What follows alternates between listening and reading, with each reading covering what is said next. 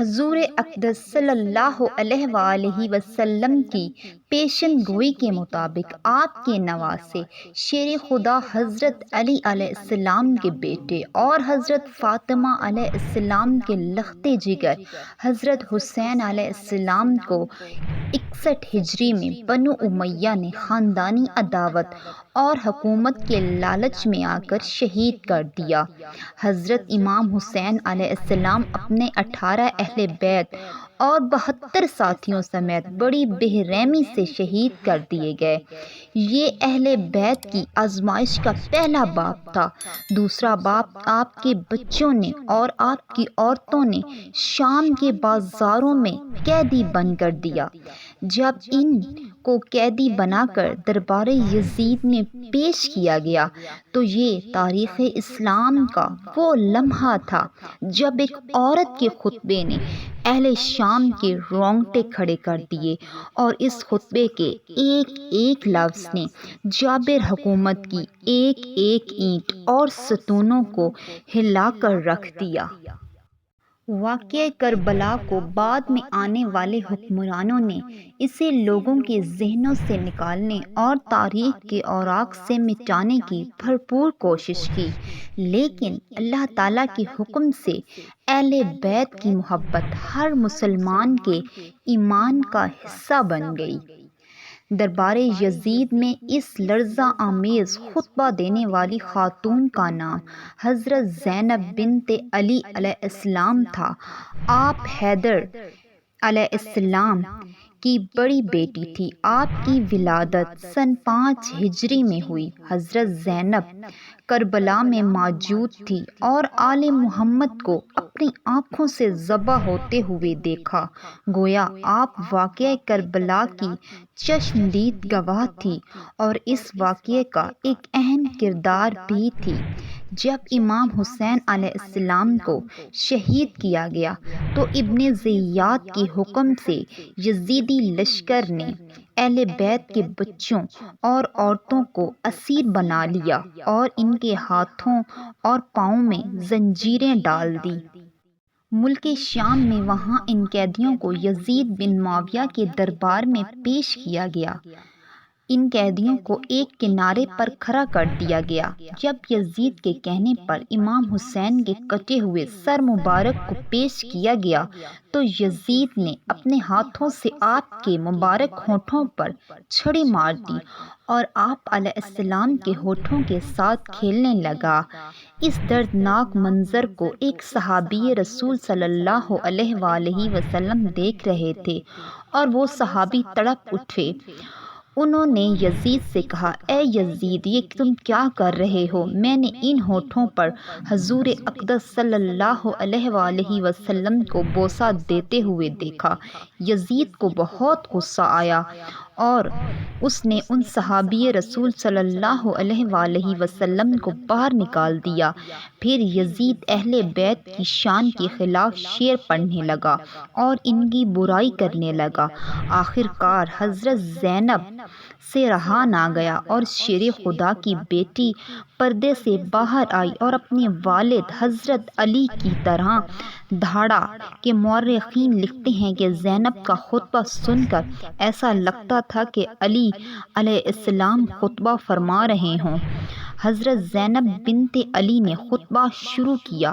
فرمایا، سب تعریفیں اس خدا کے لیے ہیں جو اس کائنات کا پروردگار ہے، اور خدا کی رحمتیں نازل ہوں پیغمبر خدا اور محمد صلی اللہ علیہ وآلہ وسلم کے اہل بیت پر۔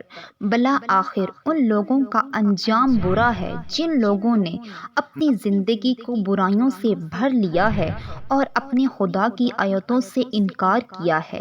اے یزید، کیا تو سمجھتا ہے کہ تو نے ہم پر زمین و آسمان تنگ کر دیے ہیں اور رسول صلی اللہ علیہ وآلہ وسلم کی اولاد کو رسیوں اور زنجیروں سے جکڑا اور در بدر پھرا کر تو خدا کے دربار میں سرفراز ہوا اور ہم ذلیل و رسوا ہوئے؟ کیا تیرے خیال میں ہم مظلوم ہو کر ذلیل ہو گئے اور تو ظالم بن کر سر بلند ہوا ہے؟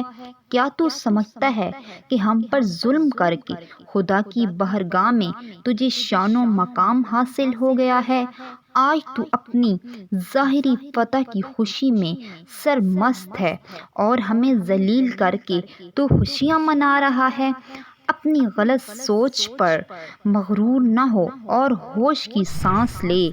کیا تو نے خدا کا یہ فرمان بھلا دیا ہے کہ حق کا انکار کرنے والے یہ نہ سمجھیں کہ جو ہم نے ان کو مہلت دیتے ہیں یہ ان کے حق میں بھلائی ہے؟ ہم ان کو مہلت اس لیے دیتے ہیں کہ وہ گناہ میں زیادتی کریں اور ان کے لیے خار کر دینے والا عذاب ہے۔ اے یزید، کیا یہ تیرا انصاف ہے کہ تو نے اپنی مستورات اور لونڈیوں کو چادر اور چار دیواری کے تحفظ فراہم کر رکھے ہیں اور پردے میں بٹھا رکھا ہے، اور ہم رسول کی بیٹیوں کو سرے برہنہ در بدر لا رہا ہے؟ تو نے ان کی چادر لوٹ لی اور ان کی بے حرمتی کا مرتکب ہوا۔ تیرے حکم پر رسول صلی اللہ علیہ وآلہ وسلم کی بیٹیوں کو بے نقاب کیا گیا۔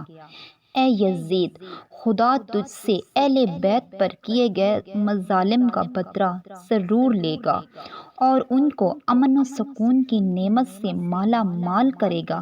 خدا کا فرمان ہے کہ اور جو لوگ اللہ کی راہ میں مارے گئے ہیں ان کو مردہ نہ سمجھو، بلکہ وہ تو زندہ ہیں اور اپنے رب کے ہاتھ سے رزق پاتے ہیں۔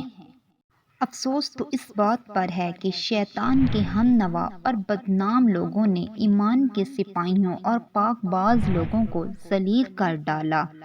ابھی تک اس شیطان ٹولے کے ہاتھوں ہمارے پاک خون کے قطرے ٹپک رہے ہیں اور ان کے ناپاک ارادے ہمارا گوشت چبانے میں مصروف ہیں۔ صحرائے بھیڑیے ہماری لاشوں کے ارد گرد گھوم رہے ہیں۔ تو جتنا چاہے مکر و فریب کر لے اور بھرپور کوشش کر کے دیکھ لے، مگر تجھے معلوم ہونا چاہیے کہ نہ تو ہماری یاد لوگوں کے دلوں سے مٹا سکتا ہے اور نہ ہی وحی الہی کے پاکیزہ آثار۔ تو یہ خیال اپنے دل سے نکال دے کہ تو ظاہری سازش کے ذریعے ہماری شان و منزلت کو پا لے گا۔ تو نے جس گناہ کا ارتکاب کیا ہے اس کا داغ تو اپنے دامن سے نہیں دھو پائے گا۔ تیرا نظریہ نہایت کمزور اور گھٹیا ہے۔ تیری حکومت کے چند دن باقی ہیں، تجھے سارے ساتھی چھوڑ جائیں گے۔ تیرے پاس اس دن کی حسرت اور پریشانی کے سوا کچھ نہیں بچے گا۔ تم لوگوں پر خدا کی لعنت ہو اور ستمگر لوگوں پر۔ اس خطبے کے بعد حالت یہ تھی کہ یزید کے دربار میں ہر شخص کی آنکھوں میں آنسو تھے اور اہل شام کی آنکھوں میں بنو امیہ کے خلاف بغاوت دکھائی دے رہی تھی۔